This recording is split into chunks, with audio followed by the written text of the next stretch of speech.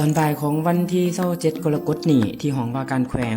ฐานปริญญาเอกอรุณไส้สุนราชประธานสภาประชาชนแขวงจุปสักได้ให้เกียรติโอโลมและมอบเสือพร้อมเงินสนับสนุนจำนวน10 ล้านกีบให้แก่สาวหนุ่มวัยหนุ่มผู้เข้าร่วมโครงการมือและถงวันแบ็กเจในพิธีดังกล่าวมีฐานปริญญาเอกสุขเกษมศรีหานุวงศ์หัวหน้าห้องว่าการแขวงฐานคำแดงดีวิไซห้องเลขาคณะบริหารงานสาวหนุ่มแขวงพร้อมด้วยน้องๆสาวหนุ่มวัยหนุ่มจากโครงการมือและถงวันแบ็กเจเข้าร่วม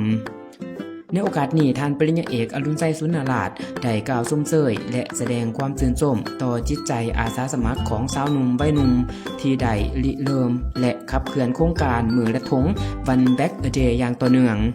โดยโครงการนี้เป็นการรวมพลังของสาวหนุ่มวัยหนุ่มในการออกเก็บกวาดขี้เหงื่อตามสถานที่สาธารณะและบริเวณต่างๆในนครปักเซ่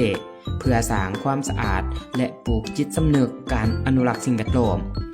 ท่านยังได้ชี้ให้เห็นว่าโครงการดังกล่าวบ่เพียงแต่ประสบผลสำเร็จในนครปักเซ่เท่านั้นแต่ยังสามารถขยายผลไปสู่13แขวงและหลายเมืองทั่วประเทศสะท้อนให้เห็นถึงพลังและบทบาทอันสำคัญของสาวหนุ่มในการร่วมส่งเสริมสังคมให้สะอาดและน่าอยู่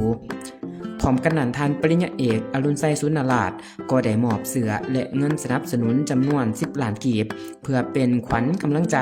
และส่งเสริมให้น้องๆสาวหนุ่มวัยหนุ่มสืบต่อดำเนินกิจกรรมที่เป็นประโยชน์ต่อสังคมและอนุรักษ์สิ่งแวดล้อมให้ยืนยง